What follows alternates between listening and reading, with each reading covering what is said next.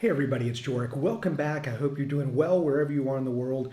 If you are going to be flying to Europe, and I'm speaking mostly people from North America and particularly the United States, if you're going to be flying into Europe or using European airlines to get around to different destinations in Europe, many of the processes are different or a little bit nuanced or unique from what you're experiencing in the United States or good parts of Canada. So just want to go through some of the differences so when you're coming, you're not as frustrated or thrown off. As we travel extensively, Americans living here in Europe, in Portugal, we come across a number of people that maybe for a few years or several years because of the pandemic, they didn't fly or they're not used to some of the processes and how things are done here in Europe. So I thought it'd be worth making a video of so that you at least have some idea. Please send this to your family and friends that are going to be traveling so that they're not thrown off guard by what they experience. So the first thing that I'm going to talk about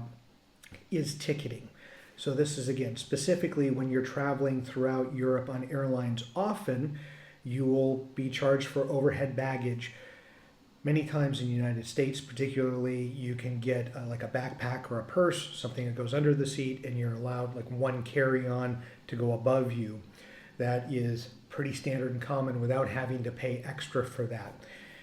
Many airlines throughout Europe, they'll charge you. You're allowed one personal item that goes underneath the seat, but if you're going to be bringing another item or more, you'll be charged for that. And you'll just have to check. Each individual airline has different policies, so it's not across the board, it's not uniform. Some charge, some don't, some have different fee structures, but it's something that you're going to want to check. And then right with that, charge for extra baggage. So if you're someone that does not, I'll say, pack conservatively, like trying to get everything in a backpack and a small carry-on, you have this big piece of luggage. You might be paying a lot more than you realize to be able to get that on a flight within Europe. So you're going to want to check that out and research it when you're in the ticketing process. And there are some airlines that will charge for choosing the seat. So although that does happen with more airlines globally, here if you're using, let's say, a Ryanair, EasyJet, there's a few others where often when we're flying, we won't pay to choose the seat. We'll just have them choose the seat when it's time to check in. And to be honest, often they'll pair us together knowing that we're on the same reservation or same booking. So it's not like we're on different ends of the aircraft. So I wouldn't necessarily worry about that, but if you want to guarantee that you are sitting together, make sure that you're paying, if you have to at that airline, to make sure that you're choosing the seat and sitting together. And then also, you may want to look at Fast Track. I will call it a version of TSA PreCheck only from the standpoint of when we've used it at airports. There are two different ways. We've been able to obtain it or buy it when in the ticketing process through the airline.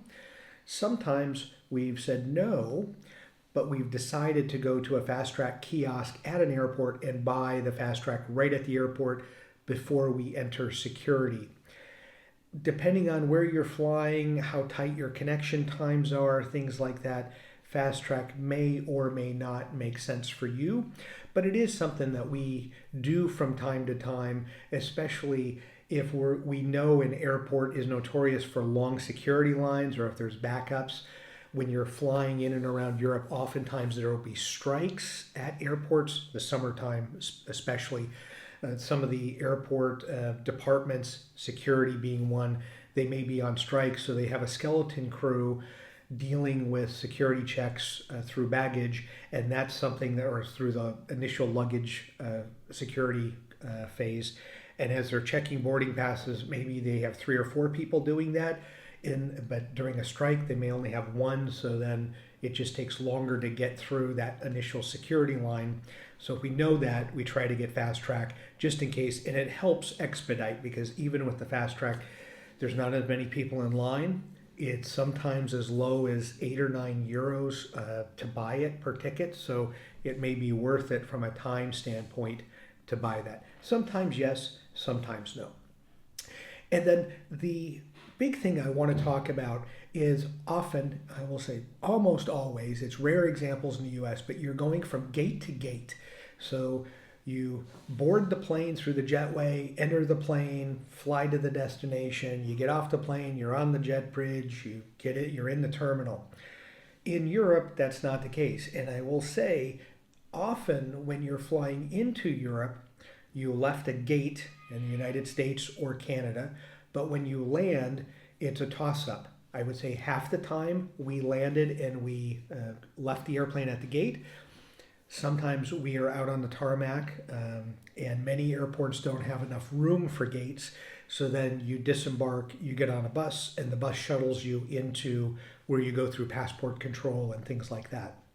When you're flying within European cities, 50% of the time or more, we've done, you enter, you go through at the gate, you go to the gate, you check in, you get ready to board, and then you queue up for a bus, load up on different buses. The bus takes you out to the airplane, then you board the airplane, and away you go.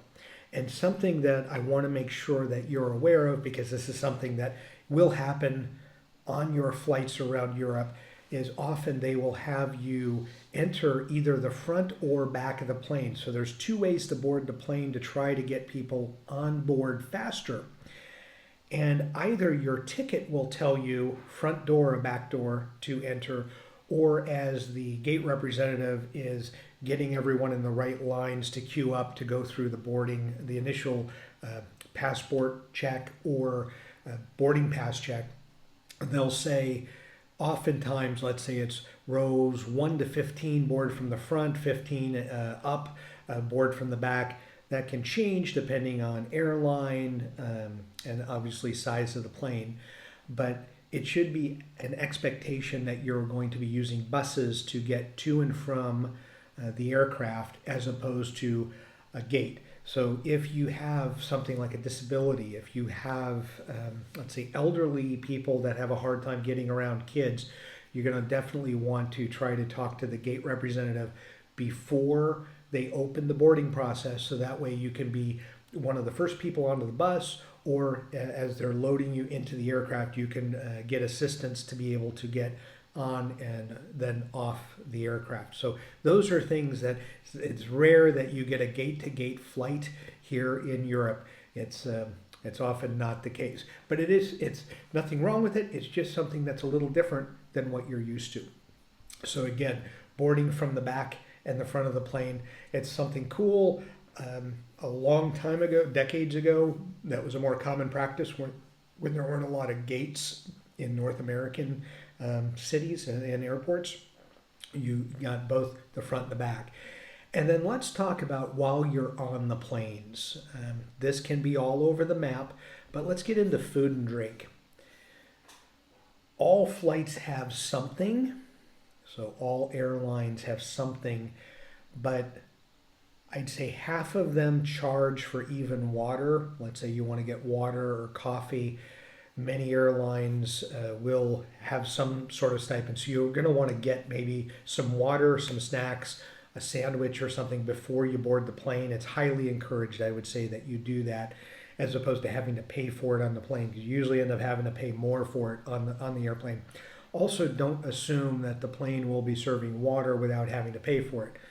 Usually it's only a few euros, or depending on where your destination is, it's in that country's denomination. It's usually not much. But again, if you are usually someone that enjoys water on your flights, just get a kiosk or a newsstand before you get on the plane. Grab some water, everyone will be fine. And then from food as well, there's usually snacks provided, alcohol, things that you can purchase on the flights, no different than everywhere else. But the expectation that you get free stuff, some airlines may give you something, but generally speaking, most of the flights that we've taken, whether it be a larger airline or a smaller regional airline or a discounted airline, you often are paying for all of that. So just something to keep in mind when you're flying. So keep some money handy. I shouldn't say that. Don't worry about the money, because it's all done through credit card anyway. So it's something that if you want something, make sure you have your credit card handy. And then lastly, it is important in my estimation, especially if you're on a longer flight, even though Europe is quite condensed, it's easy, within an hour or two you're at different destinations.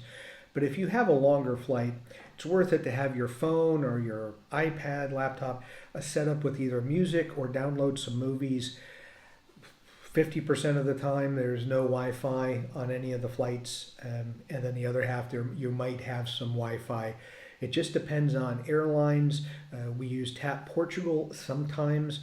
They've had Wi-Fi on some flights, but not all. Lufthansa, I think we've had Wi-Fi on those. But Ryanair, EasyJet, some of the discounted airlines, Vueling, there is no Wi-Fi. So if you're on, let's say, a 3 or 4 hour flight, you want to make sure you have, if you have your earbuds on, you're listening to music through your phone here, or you have some movies or TV shows downloaded. So again, don't have the expectation that you're going to be able to get on Wi-Fi, even to do things like messaging. That's something that doesn't always happen. But as you're researching airlines, you're researching ticketing, your destinations, where you're going, you are going to want to think about, do I want to pay for an upgraded seat or not? Or if I'm not worried about where we're sitting on the plane, do I really want Wi-Fi? Well, if you do, find an airline that's going to have it. Do you want to have some free, like a free water or coffee and a snack?